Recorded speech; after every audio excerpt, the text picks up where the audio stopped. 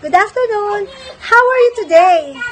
Masaya ako na makasama kayo ngayon sa ating online October Treat 2020. Ang Must Try Treat. So, ano nga ba itong online October Treat 2020? Ito ay isang activity na ginawa para sa mga bata na ginaganap tuwing October, kung saan may pamimigay kaming candy treats and freebies. So, bakit siya online? Dahil sa COVID-19 pandemic na nararanasan natin at dahil na rin sa government advisory na no to face-to-face gatherings at kids, bawal pa kayong lumabas. Kaya, we goes online. And wait, there's more. It's a must-try treat na kung saan hindi nyo dapat palampasin dahil meron tayong nakahandang activity na dapat ninyong gawin. Una, magkakaroon tayo ng slime making. At para sa mga toddlers, meron din po tayong toddlers painting.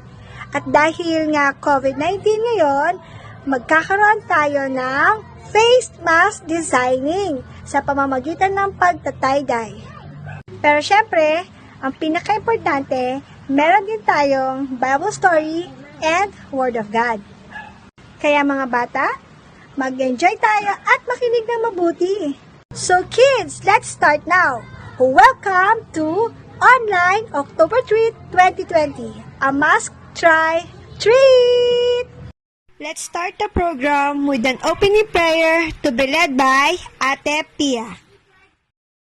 Hello kids! Good day to everyone. And bago natin simulan ang program na ito, let us pray. So let's close our eyes and bow our heads.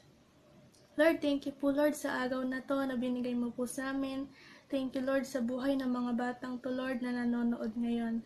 Thank you again po Lord sa mga blessings, sa love mo and sa protection mo po Lord na binibigay sa amin araw-araw. Lord, patawad din po sa mga kasalanan namin, Panginoon. Kayo po ang patuloy na maggabay at magturo sa amin kung anong tama, Lord Jesus. Dalangin ko po, Lord, na patuloy kayong makilala ng mga batang ito and Lord, itong programa pong ito ay para sa inyo lamang. Lord, dalangin ko po, Lord, na i-bless niyo pa po ang bawat batang nanonood dito and dalangin ko pong successful itong programang ito. Para sa inyo po ang lahat ng to you be all the glory, honor, and praises in the mighty name of Jesus. Amen.